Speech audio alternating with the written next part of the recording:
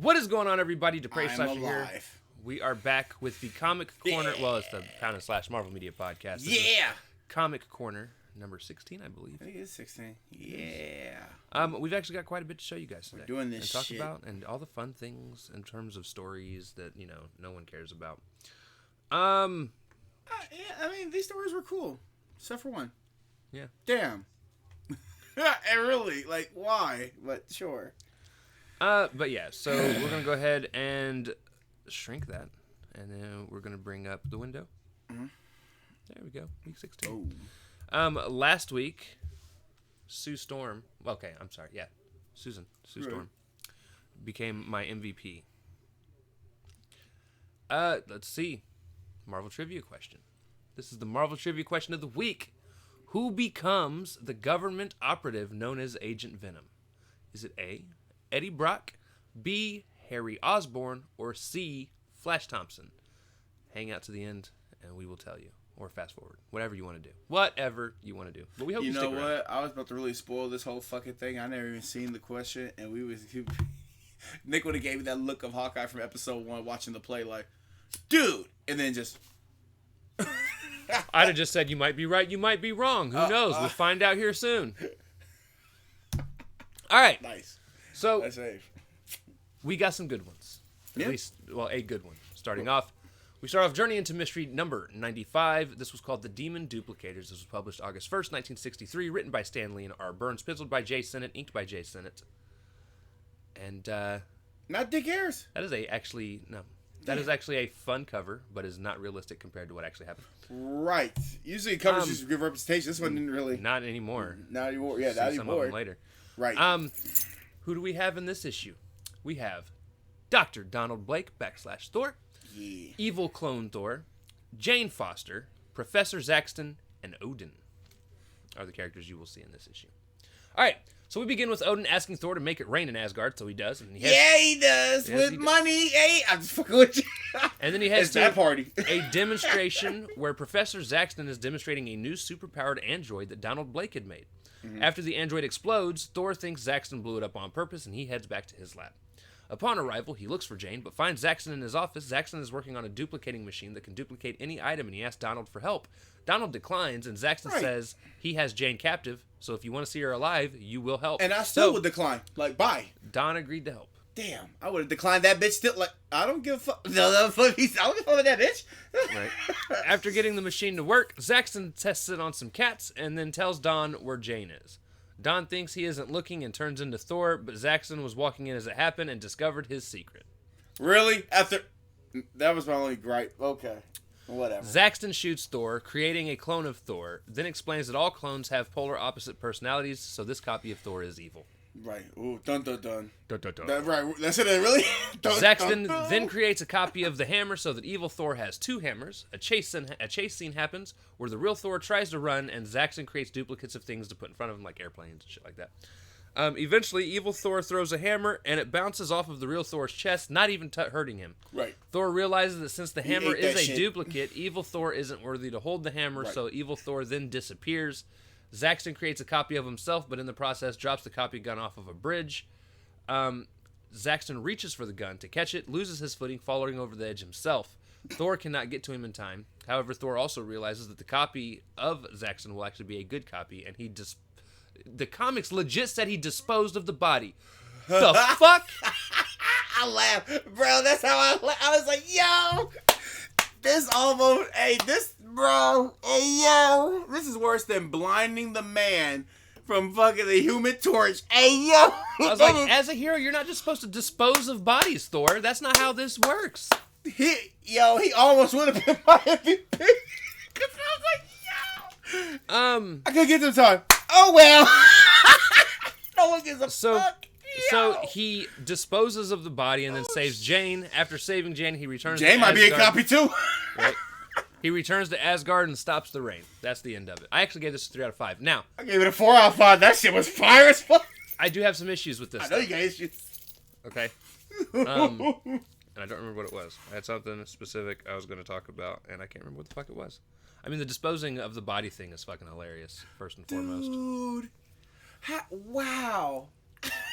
Oh, that's what I was going to talk about. The writing, I couldn't get to him. Yeah, you could have. After all. Yo, they didn't give a fuck about this dude. No matter. Yo, if you are a villain in the Marvel Universe this time in the comics, about to die. You do not want to learn the secret identities of these heroes because anytime you do, you're going to die. And here's the thing. And the good one doesn't know who the hell this person is. You're never going to be killed by the hero. Nope, it's going to be some you're stupid shit. You're going to die a stupid death. Oh, you pissed off a dictator because you tried to tell him you knew who the secret identity of Iron Man is? Dead. Oh, you fell off a bridge. Oh, you made a copy of Thor? You know who he is? Dead. Dude. Bro, this shit, bro. But wouldn't the copy also know who Thor is since he copied the... No, if he didn't copy his memories. I mean, I guess he would... He'd have to if he's smart. You know what? That next issue, that next scene, after saving Jay, he pushes the other guy off the building. We'll never see Zaxton again. That was the end of everything. You know my secret, bye, bitch. Oh my God, you didn't see him push... Whoops. Shit is wild. That's why I gave it 4 out of 5, bro. All right. Thor didn't give a damn. And whoever wrote this, did I give it? Stan Lee didn't give a damn about that character either. They said, one-off fucking villain number 59. They like having these villains fall off of things, though. The Puppet Master fell out a window. Zaxton falls off a bridge. Did Doom fall? No, Doom is scary. I thought he fell Doom off. flies. For whatever reason, Doom's always got a jetpack. Pace by Pete and the Wizard. The Wizard actually fell off, too. That's some crazy shit. All right. Next up is the worst comic in the group. Yes, here we go. We're going to spend like 10 minutes on this shit. Tales to Astonish number 46, When Cyclops Walks the Earth. Yeah. This was published August 1st, 1963, written by Stan Lee and H.E. Huntley, penciled and inked by Don Heck. See, it's not Dick Ayers, so obviously you should kick never stop. Dick Ayers just had some bad ones. No, he did. No, for real. Tells of fucking... Yeah, I know some bad ones. Right. All right. The characters you're going to see in this issue are Janet Van Dyne and as the Wasp, Henry Pym as Ant-Man, a Cyclops, and aliens. You should already know how this goes. All right. No Jeb either. Bitch. So, we start with Ant-Man and Wasp flying through the city, looking for trouble but not finding any, which irritates Wasp because she wants to fight bad guys. Back at home, they decide it's a good time to take a vacation to Greece for some excitement in their lives. Aaron just said, hey, chill. Right? Upon arriving, no one will rent a boat to them because of a monster that has been seen in the islands. So they probe around until they find someone who will rent a boat to them. They take the boat. Will you not be a pain in my ass? They take the boat and become Ant-Man and Wasp along the way. And Cyclops shows up and grabs their boat. Yep. Cyclops is a big one-eyed monster. Yep. They fly off and just follow the giant as he carries the boat. And then they find some other captured ship people, but continue following the Cyclops, who's hypnotized by some far-off lights. Eventually, they reach the lights, and it's aliens. That's why I started laughing. I was like, bro, I thought we were going to lead to the promised land, bro. This is alien shit again. Here we go. This is worse than Scooby-Doo. And to make things worse, they're robot-based aliens who speak to each other in a different frequency. Yep. Which, by the way, Ant-Man can apparently tune into and understand completely that what shit? they're talking whoa, yo, if he can do that, he can beat anybody. At least right now, he can take on anybody in the Marvel comics right now. So what the fuck? The aliens plan to tell their home planet that Earth is available to conquer. Ant-Man, why did I apostrophe that? Ant-Man. Ant-Man changes his frequency to match the aliens so that he can understand them. How the fuck, bro? One of the aliens is ordered to step on Ant-Man and Wasp uses her stinger to sting the bottom of his foot. Nope, roll credits. As soon as he stepped, roll credits. That should have been into that comic. Apparently, she kept the javelin. The javelin that Ant-Man used in that one for her stinger. Fucking God. Because if you remember, he just steps on him. I said, "Oh, that's it. They're dead." Yo, they did. They didn't make it, bro.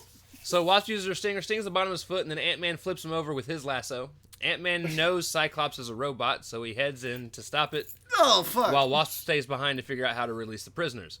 Wasp gathers a group of wasps to take out the aliens guarding the captive, because apparently she could talk to Wasp. This is a new thing, by the way. She has not done this yet. Bro, this frequency shit and talk to Wasp, bro, I was learning all kind of new shit from them. I was like, bro, what? Right. They Super Saiyans. The Cyclops grabs everyone while this is happening. Ant-Man is inside Cyclops looking for a way to stop the aliens who hightail it out of... No, not hightail, looking for a way to stop him. Yeah. He finds a way, and they end up safe. Right. He then takes over and marches the Cyclops toward the aliens, who hightail it out of there, planning to never return again. Right. Ant-Man then puts the ships back into the bay so that the captives can sail home. and then walks the Cyclops into the ocean to rest over and die. Henry and Janet then return home, and Janet never wants to vacation ever again. Man, I vacation by myself then. It's too much excitement for her. Right. Right. I gave this issue a 1 out of 5. Oh, that's a 1 out of 5. Here's why. First off, terrible. We've already read this story 50 times already. Well, this specific one, I think this is only the second time. I thought it was, because the first time that it happened, I gave the story a 3 out of 5. It was Iron Man versus Gargantua. It was Gargantuous. Whatever. It was or something like that. It was somebody who supposedly thought he was challenging. It was Gigantus. Gargantuous. And then it comes out that he was a robot. God damn it. Who was controlled by aliens. Controlled by aliens. Aliens. Stop with the robots. We're not falling for it. Except if you're Fantastic Four. No, I'm just kidding. They'll definitely fall for it. I gave it a 1 out of 5. It was ass. Same story, different people. Guys, don't use this one again. Or if you do, at least make it interesting. Yeah. This was not interesting. Because you know they're going to probably use it again. It's just... damn. Like, I really... That's... Yeah. Like I said, I wasn't really too mad. Not like my... the Human Torch mad. This was just disappointing, actually. Like, damn. Well, we usually go into Ant-Man thinking it's going to be a shit comic anyways. Right. So next up...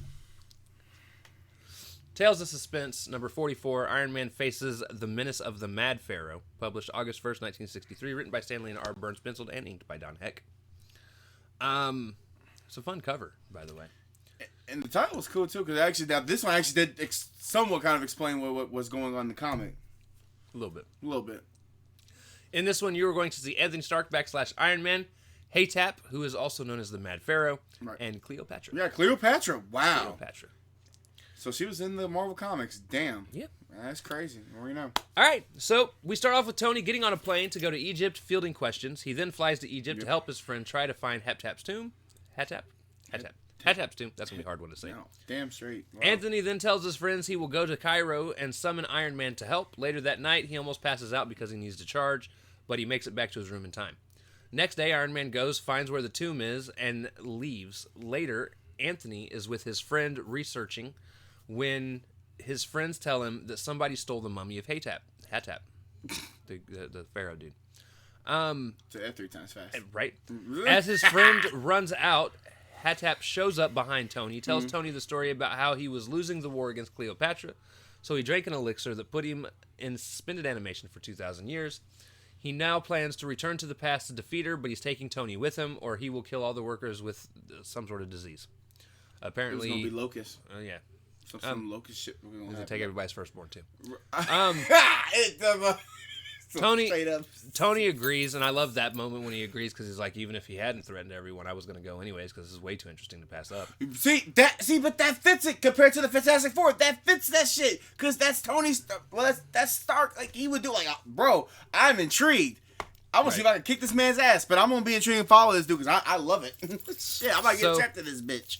They rub a golden charm, and a chariot carries them into the past. Literally. Upon arrival, Tony falls down a sandhill and quickly dons the Iron Man armor.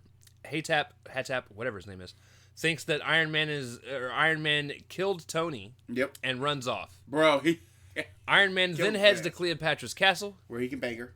He defeats the Roman forces trying to invade, just to find out his princess is in another castle. Some Mario shit. He finds... I had to, bro. Some Mario shit. That's why I said that. So he finds Cleopatra's ship in the waters, and he torpedoes himself into an approaching Roman ship to protect her. Cleopatra then invites him in. Tony finds her absolutely stunning. See? Hey, and then he eventually returns to the future to find out he is incestually his own. No. So... He saves her. She invites him in. He finds out that she's beautiful. See? And then he tells her that he's going to defeat Hatap. Later, as Hatap starts to invade again, Iron Man puts on wheels and destroys a good portion of the opposing army. That was weird, by the way. He put on these wheels and then rocketed himself in through the group, and it killed a bunch of people. I thought that was interesting, but yeah, kind of weird. I'm like, wait, bro, just use your proton blasters and blast these people. What you doing? He doesn't have those yet. Oh, that's right. He don't have them. Shit. He then oil slicks Hatap's hand, causing Hatap to drop the golden charm. While trying to chase it down, he ends up falling onto one of his own warrior's swords, killing him. Yep. See? You can't do this. See? You die. Cleopatra then tries to convince Iron Man to stay, because why is it all these women are constantly like trying Stranger to Tales, that fucking shit. Human Torch and Iron Man to stay? But Iron Man's like, I gotta go home. And No, he he's dips. not. He doesn't even entertain the thought. He's like, I gotta go. Right. Oh yeah, he was done. Hey, no, he had his moment. This was good. So then him and his friend find hieroglyphics showing Cleopatra hugging on a golden-clad warrior. Tony then goes out on a date, and that's how it ends. Yep, that's it. I gave it a 3 out of 5. It was pretty good. 3. It's pretty decent. Pretty decent. So here's the same story, different people. This one actually subverted my expectations. Yeah. I fully expected at some point for Tony to wake up and be like, "Oh, it was just a dream." Say if he didn't make it back to his hotel, like he actually fell because he says, remember he was a little exhausted. I said, oh well, he fell asleep right there, like right there on the wherever before he gets a chance to charge up his battery. Like maybe he fell asleep, like he didn't get to his bed. That is, he just fell right there. Right. So, but then they read the little hieroglyphics. Oh, okay, so it wasn't. Damn. So it all actually happened. So that's why I gave it a 3. I would have just given it a 2, but for the fact that they didn't go the route I thought they were going to, they get bonus points. It was all a dream. Inception, that shit. All right, so that's the first 3. These next 3 solid. Are bangers. Yes, no, all bangers. Yeah, solid. Yeah, damn. Wow.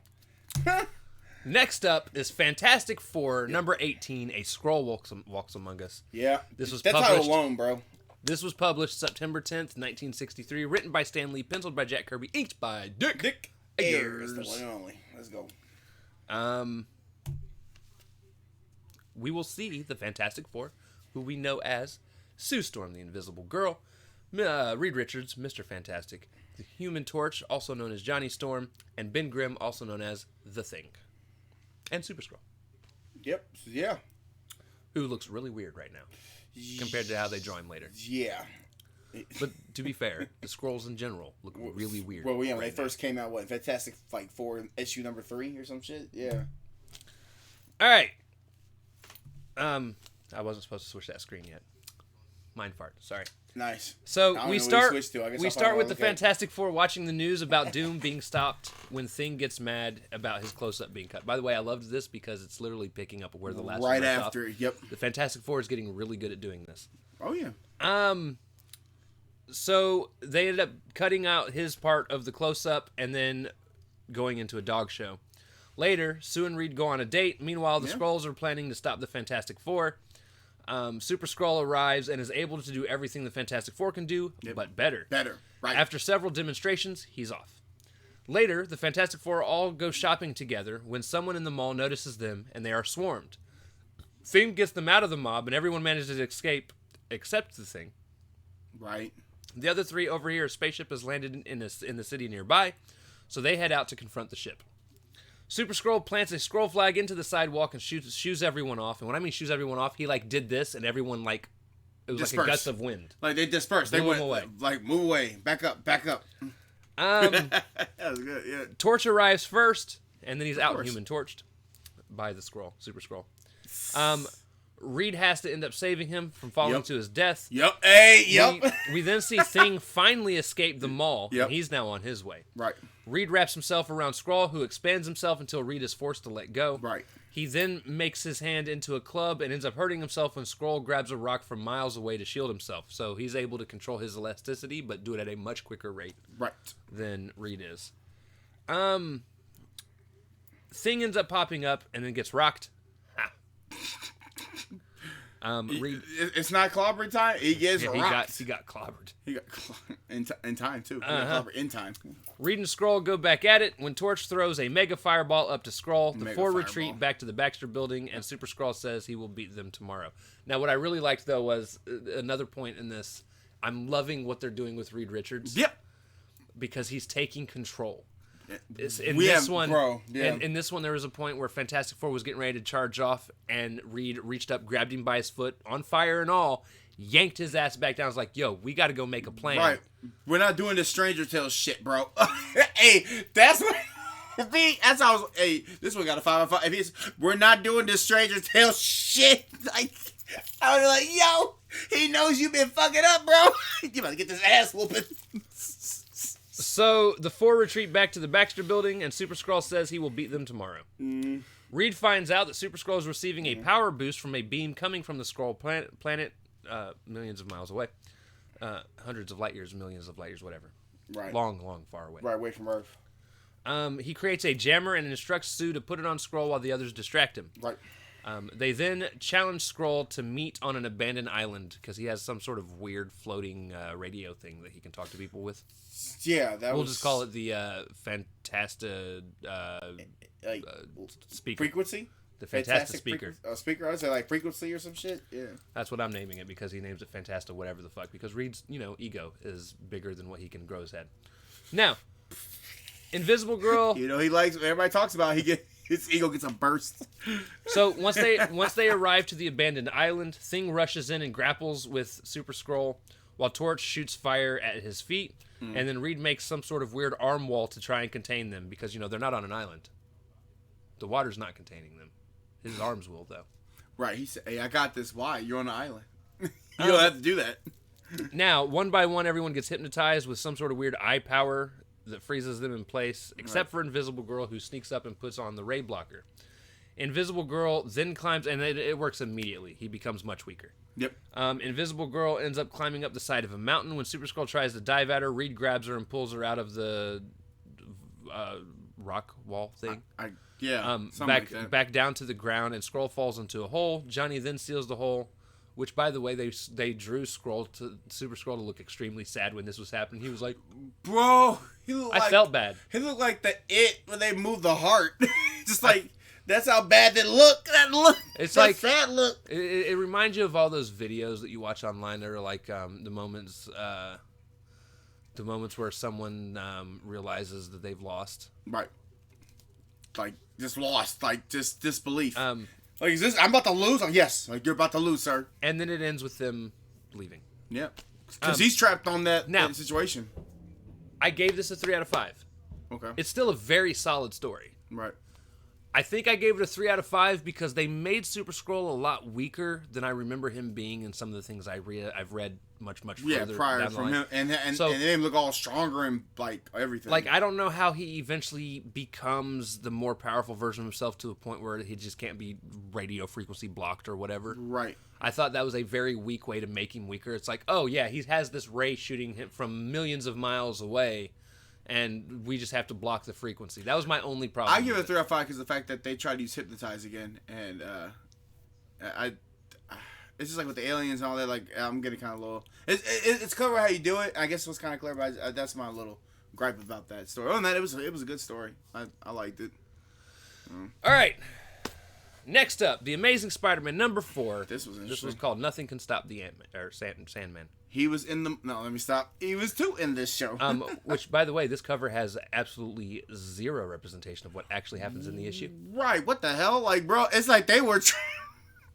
Whoever drew... They're like, look at all these cool things Sandman can do that he's not actually going to do. Right? This is about a bitch, bro. I thought he was about to do all that shit. This was published September 10th, 1963, written by Steve Lee, penciled and inked by Steve Ditko. Nothing can stop the Sandman.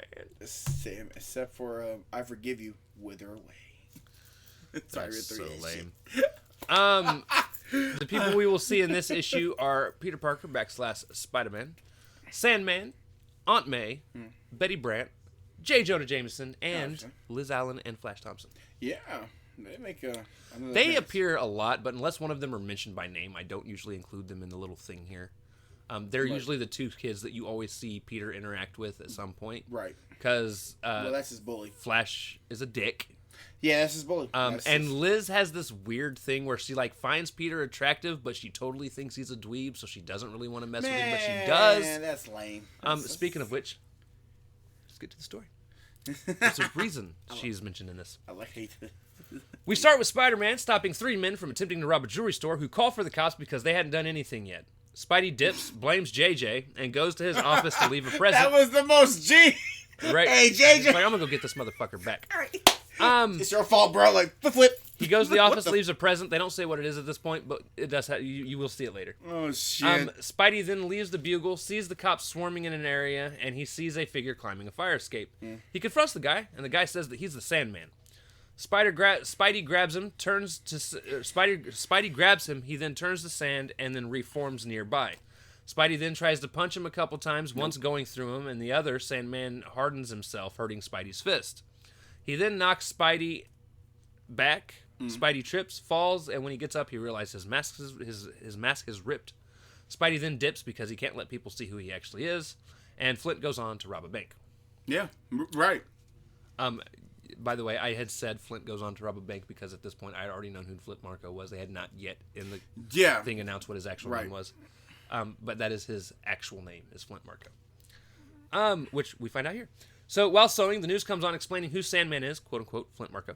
Right. And how he was caught within a nuclear explosion nearby, giving him sand powers. I'm guessing that's really what Spider-Man 3 really kind of hint on, because he was caught in a nearby situation. That's how he got his power. So that was pretty accurate to what was happening. Right. Peter then hears his Aunt May coming up, so he throws a robe on to hide the costume. She thinks he's sick. He lays down. Right. She basically babies him, and the next day, Peter Parker. Yeah. The next day, he finishes his mask, heads off to school. Meanwhile, JJ gets to work and sits in his chair and gets stuck. Where then he asks for another pair of pants because that was the gift that Spidey had left for him for being such a jerk. A jerk. Good on you, Spidey. You just got punked. I feel like he should have came in. You just got punked. Flip. Like, where he go? He left me. Parker shows up, and Betty asks Peter to take the pants to JJ, and he does. Peter, by the way, forgetting what he had done, and then it was like, oh, right, I told you. I said, you just got punked. Flip. And he flips out. He just dips out. So Peter goes in, asks for an advance. JJ says no. So he, hey, that's the Spider-Man. You serious? He goes to school. You like that laugh? You serious? You want an advance? No. Liz asks Peter what time he's picking her up, and Peter's like, oh, I'm sorry. I've got shit to do. Peter Parker, awesome shit. She gets mad, but Flash is excited because that means she can go out with him. Right, Flash, hey, I'll take it. Meanwhile, Sandman is evading the cops and needs to rest because apparently he's not good at evading the cops. So even though you're... Never mind. He dips out and goes to hide in Peter's school. Of all bro. Peter takes some bottles to the janitor who is working on a large vacuum, which will obviously come into play later. Yeah, that's not foreshadowing nothing. Right. Sandman dips into a classroom where the principal is talking to the kids. The Sandman demands a diploma, and the principal's like, fuck off. Bro. I ain't doing it. That principal's the MVP for me. Bro, he's like, he was this close. He was close, guys. Did he say fuck off to that dude? Oh, shit. He didn't actually say fuck off. No. But he's like, I ain't giving you anything. No, you need to bounce. He took his stand. I'm like, bro, this is like saying, you know, he can smother you in the sand and kill you, bro. So... Spidey then flies into the room, sucker punches Sandman out of nowhere. He then goes to punch Sandman, but stops mid-stride because his spider sense goes off, and he grabs him instead and then flips him out of the classroom. Right. The kids all run and escape and get out. Spidey dodges Sandman's mallet hands until he gets him into the basement. And it's this whole thing where pretty much there's like a 2-page spread of Spidey dodging Sandman to make sure he doesn't get hit. They said, look at this nice drawing we can do. So they end up in the basement. He goes to use the power drill on Sandman, but Sandman turns himself into sand so that it won't harm him, and Peter immediately grabs the vacuum and sweeps Sandman up. He then throws some sand in the air and gets pictures of fighting it to sell to JJ, which is very not right, but funny. Hey, I'll take it. I'll dig it. Funny. He went like, aha, for what? Give me my money. That's what he said. Give me my money, bitch. Stop playing. Outside, J. Jonah Jameson is demanding that the cops arrest both Spidey and Sandman, but the cops ensure that they like having Spider-Man help them. Spidey signals Sandman has been stopped and lowers the vacuum bag down to them. Spidey then dips back into the school, changes back to Peter, and JJ finds him as Peter. Peter gives him the film for pictures and gets money from JJ. Peter then asks Liz if she still wants to go out, and then she tells Peter to fuck off. Yeah, I mean, you knew that was coming. She had already made other plans. Flash then insults Peter, and Peter almost loses his shit. Like, he gets in fucking Flash's face and is about to whomp the shit out of him. Spider-Man would have been an MVP for me if he had did that. If he had just cleared it with the ball fit. Oh, my God. Peter stops. He would have broke it's not even worth it. He would have broke his face. Walks away. Hard, not jaw, his face would have just been done because he's stronger than him. On the way home, he overhears people saying that JJ is right, that Spider-Man is a menace, that Spider-Man should not be allowed to do the things that he does. He also overhears some kids talking about how much more they like the Human Torch than Spider-Man. That's because you like him in Stranger's Tales, didn't you? Peter kind of has a moment where he feels like he should give up, but he knows he has to keep doing this. He doesn't know why. He just knows he has to be a hero. Yo, he should have been like, you don't even like your Stranger Tales issues. And one of the things I also really liked, if you actually flip through the they had a letters section, like letters from fans. Yep. If you flip to the very end, we get our first ad for the new X-Men comic that's coming. That was actually a nice little Easter It's like, egg. check out the world's strangest superhero group, the X-Men. Right, you already got Hulk and Fantastic Four. Let's stands now. Right, buy that shit. They say buy that shit. I gave this a 4 out of 5. Yeah, 4 or 5. Thought it was solid. That's solid. Solid. Very good. I thought it was almost as solid as Sandman's face. No, it would have got 5 if he just actually clocked the shit out of. They'd be like, Peter, we never saw you do all this. Like, you know, like he did in Spider-Man 1, the movie. He went, and he just threw him that direction. Like, no, I wanted to see that shit. All right, ladies and gentlemen, and here we are, X-Men number 1. X-Men number 1, which it's actually just titled X-Men. Yeah, literally. Yeah. This was published September 1st, 1963. Written by Stan Lee, penciled by Jack Kirby, inked by Paul Reinman. Yeah, this was a new person that came in. I don't think we never heard of his name. And who do we see in this issue? Oh, you already know. Let's find out. We have the X-Men. The X-Men themselves. We have the Beast. Yep. What was the Beast's actual name? Hank McCoy. Henry McCoy. Henry? Well, Henry. I thought it was Hank. Henry? It's Henry, but I think they call him Hank eventually. Right. And it's the Beast, like, it's not in it's his... Human Beast. It's Human Beast. That is so crazy. It's We've Human got Beast. Iceman, also known as Bobby Drake. We've got Angel. Yeah, Angel, yeah. Angel, also known as... What was his actual name? It's something Worthington. Was it... Warren Worthington. Warren. Yep, Warren. And lastly, we've got Cyclops, who we know as Scott Stummers, but right now his name is... Do you remember what his name is right now? Oh, no. Was it? No, it's not Roger. Don't know. It's close to Scott. What, Summer? No. No. His name in this comic is Slim Summers. Slim Summers. I'm Slim Slade, Slim. Please stand I'm Slim up. Summers. Yes, I'm the real Summers. All you other Slim Summers. Sorry. Please stand up. That is the lamest thing we will do. Hell no, we're gonna do more lame shit. I don't know what he's talking about. Just today. Just we also see Professor X, Jean Grey, who also will be going by Miss Marvel? Marvel Girl. Marvel Girl. Right, that was weird. I didn't know that. Wow. Eventually she just goes by Jean Grey. Marvel Girl. Marvel Girl is her starting superhero name. And we will also get Magneto. And he is there. Heyo. Heyo. All right. So, we start with Professor X calling on the X-Men. Mentally, of course. Right. Cyclops, Angel, Beast, and Iceman in for training. Beast and Angel go through maneuvering training. Yep. Iceman, being younger, gets to goof off for a few minutes and then gets surprise attacked. And then they all end up having to fight Cyclops. That's their training. After training, Jean Grey arrives to the school. Iceman doesn't care, which I think is funny because I feel like this is why they ended up making him gay later on. Right. Because he does go on to date Kitty Pryde for a little bit. Yes, he does. But eventually... He goes, yeah. He's gay. Right. He comes out the closet. Right. And everyone else seems to be excited, even Professor X. Yeah. He finds her very attractive, which, by the way, if I remember correctly, at some point, he actually even tells her that he at one point wanted to date her. Right. Which is really weird. Right. But we'll get to that whenever we actually get to that. Because they're like, she should be like a teenager, isn't she? No. A young adult. Okay, right. Okay. She's excited that she's going to school in a place where she doesn't have to worry about being judged for her gifts. Right. The boys all come out dressed in their regular clothes. Professor X introduces them as Hank McCoy, Bobby Drake, Warren Worthington, and Slim Summers. Slimmy. She starts moving furniture around to show off her powers with her mind. Professor X then believes he is the first mutant. Right. That he knows of. Right. He then explains that there are bad mutants that want to kill mankind, but they want to help mankind. Let me tell you, they kept it down to a T through, like, they were going to movies. It seemed like the people who did the movies really did their homework on this, because it's like... I'm going to disagree, and it's not just the movies. There's some weird things going on. Well, I mean, there's some weird shit. Which I will go over. In the issues, yeah. Here, at the end of this. Meanwhile, we see Magneto fucking with the U.S. rocket system and turning military weapons against the military. Right. Finally, he takes dust particles and spells out, "Surrender the base or I'll take it by force." Magneto. In the sky. Oh, he put his signature. He did. Magneto eventually goes and takes over the base with ease. Right. While Jean gets her suit on, she's being spied on by all the boys. She gets mad, but everyone is then called by Professor X mentally again. That's a, hey, yo. For an emergency. That's some young adult shit. Like, oh, hello. Professor X then tells the group of heroes that one of those bad mutants have taken over an army base and it's time to do what they were brought together to do. Right. Hey, I like that. Hey, that was lit.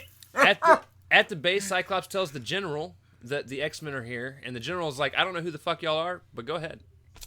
Well, okay, that was a little bit wonky there, because I'm like, bro, usually they be ready to shoot anything on sight. They say, you know what? Fuck it. You guys seem like y'all know what y'all doing.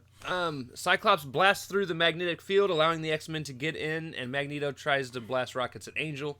Beast and Iceman work together to get the rockets off of Angel. Magneto then launches a fuel tank at them that is on fire, but Iceman makes an ice shield, and Cyclops at that time burrows underground with his I-beam. They all pop up and surprise him. He lays down another magnetic field over them, and then he disappears while they're trying to get out. Once they get out, they realize he's gone, so they head home. And that's the end of the issue. Now, I gave this a 4 out of 5. Right. And there's a reason. First off, Scott's name being Slim is really weird right now. Okay? Yeah. I don't know what Marvel's obsession with changing people's names or not. I guess during that time, they were changing names constantly. I don't know. I also don't know how I feel knowing what Iceman eventually looks like. I don't know if I feel right seeing him as just a giant fucking snowman with fucking boots. It's a little odd. Jean Grey going by Marvel Girl instead of just being That was Jean my only Grey. weird concern.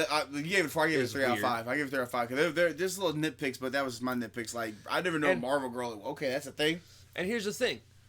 We've always been told by cartoons, by movies, that both Professor X and Jean Grey can do the same things. They can't.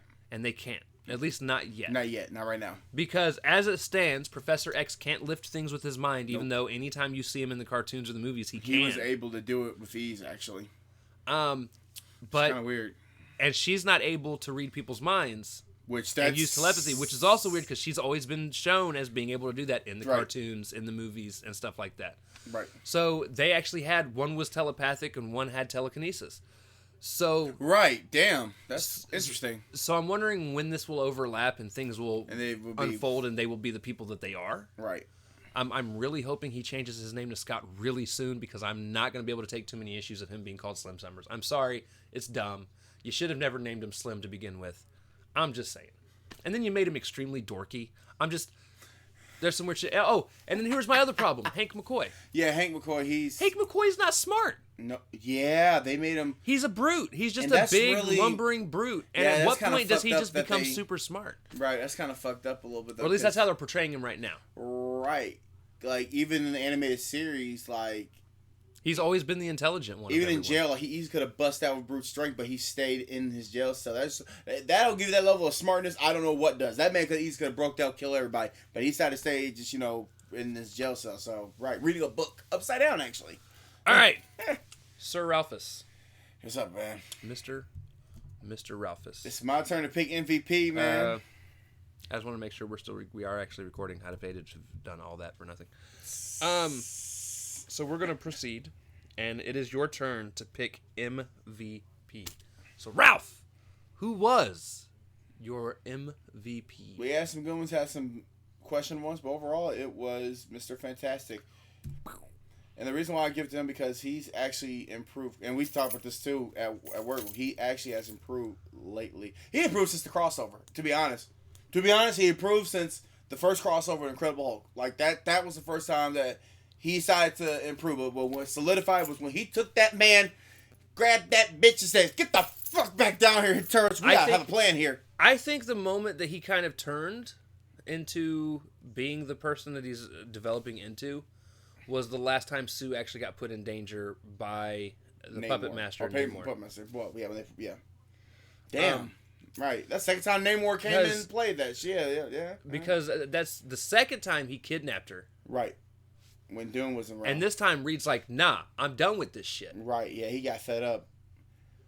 Now... Even though that they, before the dating, like, that is still your fucking teammate, bro. Like... And now he takes charge. I mean, Ben gets out of hand. Yo, Ben, shut the fuck up. Right. Human Torch tried to do Stranger Tales. Get the fuck back down here. Hey, whoever drew that, he went, when the guy drew that, he said, get the... Bro, we're not doing this, bro. He comes in and is like, I gotta clean. Do it quietly. No, that's fucked up. Don't do that. But... Bro... It's like he became an alpha. He just became an alpha. I'm like, bro, what? Reed, what's happening? Reed, you was the dumb motherfucker that said, hey, we should go follow this robot into the spaceship. bitch. No, we're not. No, we're not doing this. But yeah, he improved, and that's why I give him MVP. So he's on there twice, I believe. Actually, we got 2 Fantastic Fours. That's our MVP. Damn. 3, technically. 3. Well, yeah. If you can't reverse it twice. But read twice. Yeah, these like Sue Storm went whooping the fuck out of Doctor Doom. Like these characters are starting to improve now. Now we just need to get Ben Grimm. Well, really, first we need to get Human Torch. I didn't change it. It's supposed to say week 16 MVP, by the way. This ain't week 14. It's Damn. Week 16. Nice. I haven't changed that for 2 weeks. We need to get Human Torch like improving. Once he starts getting his improvement up, then I probably will get because I want to give Human Torch that little speech that he did in Spider-Man. That was cool. Then you give me this bullshit, and it's like, shit, you have not changed a damn thing since we started at all. Right. You still doing dumb shit. You still doing dumb shit. You about to fly off, bro. Like, where are you going? Where are you going, Torch? Please come back down. Like, right. Dude, what? All right. So, going back to the Marvel trivia question of the week, who becomes the government operative known as Agent Venom? Is it A, Eddie Brock, B, Harry Osborn, or C, Flash Thompson? Ralph, what is the answer? Flash Thompson. Good job. Oh, come on, man. The answer is C, Flash Thompson. Oh, yeah. It's the cool bully picture. Turn hero. All right. So, with that being said, next week, we will be covering more comics. Oh, yeah. Awesome. More comics. Let me remove the window capture here. Next week, let me pull up our little list here. We are going to be covering Amazing Spider-Man number 5, where Spidey gets to fight Dr. Doom. Right. Yeah, we talked about that last week, about what we was going to cover. And yeah, he fights Dr. Doom in this one. We get to read Strange Tales number 112, where the Human Torch fights the Living Bomb. That sounds like it's going to be explosive. Of garbage. We then get to read the Strange Tales annual. Fuck, there's an annual to this bitch too. Goddamn. Where Torch and Spidey are hanging out. And together. Spider-Man gonna just basically take over because Spider-Man's gonna be a fucking G. No, let me stop now. He might lose. That's 3 issues so far. With Strange Tales. And then we're going to be reading the Fantastic Four annual, which has 2 stories in it. And that's where Submariner is going to be taking on the human race. And there's also the Fabulous Fantastic Four meet Spider-Man. So that is going to be an extended version of the Fantastic Four's first meeting with Spider-Man. Right. So it's kind of just going to be a retelling of the story, but probably from their perspective. From their perspective, yeah. So that's number 4. Right. Issue number 5 is going to be Journey into Mystery, which has 2 stories with it. This is a big week. Yeah. And the 2 stories here are going to be Defying the Magic of Mad Merlin. So it's going to be Thor versus Merlin. Damn. So Merlin's coming back. And we get another Medusa Gorgon. Right, because I think I remember talking to you about that. Cause I said, does Medusa come back? Because we haven't heard about her since we saw that little scene. Yeah. And lastly, we will be covering, ladies and gentlemen, the very first Avengers comic. And it's called The Coming of the Avengers. Hey. And I am not excited about the villain. It's fucking Loki, dude. I'm so over Loki. I'm just saying. But it's going to be the Avengers versus Loki. So we're here for it. Wow, okay. That's a lot of stories we're covering this week. That, and I didn't know that was their first villain. I did not know that. So that was their first villain they ever... Okay, so, wow, damn. Avengers 2012, they really copied, reference to that verse. Wow, okay. But yeah, that's a lot of books to read. Shit. I just had my mind blown, right? I didn't know Loki was the first villain that the Avengers fought. Right. Wow, crazy. So yeah, that is... That's next week. We're going to have some fun. So, with that being said, ladies and gentlemen, be sure to like, subscribe, share everything.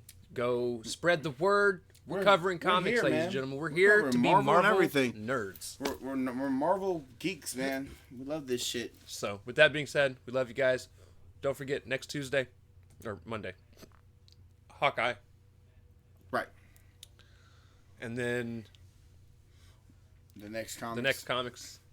And then the week after that's a big week, because the week after that it's going to be the next Hawkeye, Spider-Man, No Way Home. Oh my God.